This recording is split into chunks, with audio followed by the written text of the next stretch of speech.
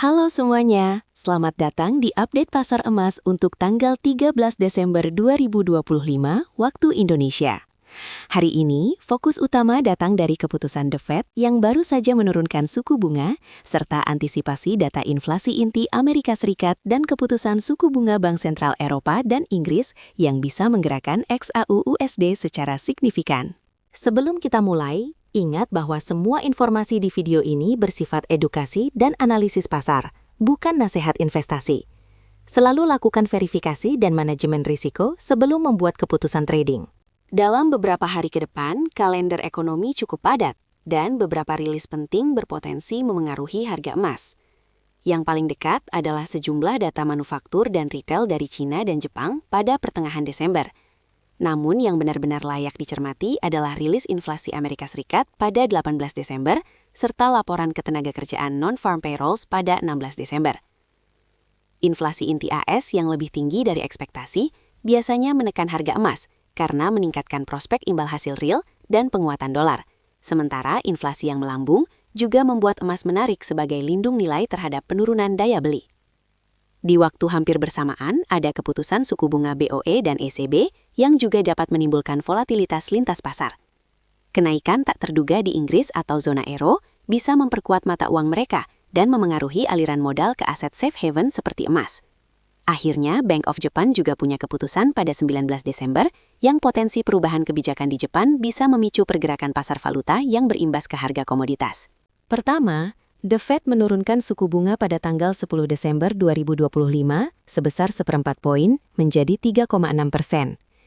Langkah ini umumnya mendorong melemahnya dolar karena kebijakan moneter yang lebih longgar.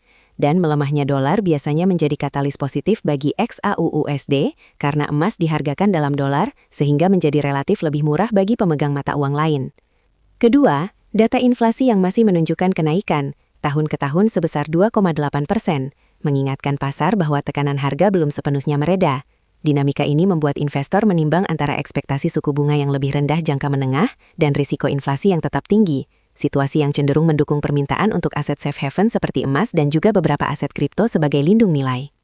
Ketiga, meningkatnya ketegangan geopolitik terutama antara Amerika Serikat dan China meningkatkan permintaan akan aset non-korelatif. Dalam fase risk-off seperti ini, modal sering mengalir ke emas dan aset digital tertentu, sehingga ketidakpastian geopolitik menjadi faktor pendukung tambahan untuk harga XAU/USD. Melihat pergerakan dolar AS via indeks DXY, dalam beberapa sesi terakhir, DXY turun dari kisaran 100 ke level sekitar 98,3, menunjukkan pelemahan dolar dari puncak beberapa minggu lalu. Penurunan indeks dolar ini cenderung memberikan ruang bagi emas untuk menguat, karena korelasi terbalik antara dolar dan harga emas. Ketika dolar melemah, harga emas dalam dolar menjadi lebih terjangkau bagi pembeli non-dolar, sehingga permintaan dapat meningkat.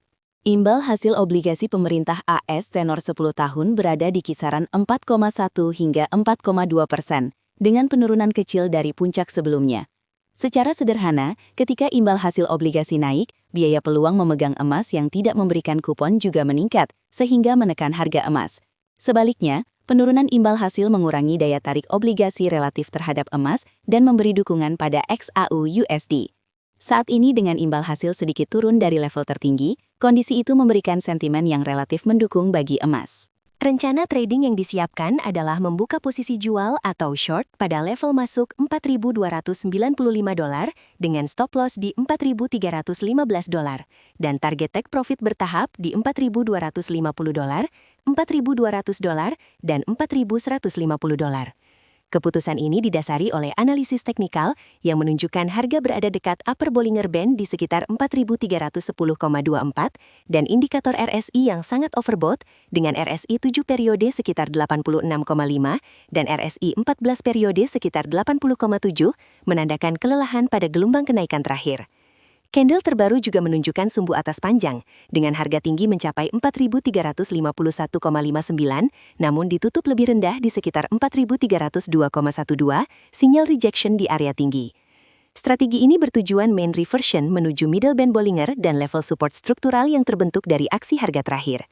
Level stop ditempatkan sedikit di atas swing high untuk membatasi kerugian jika harga melanjutkan rally, dan rasio resiko imbal hasil yang tercatat adalah 2,7 dengan tingkat keyakinan 80% menurut analisis penyiapan.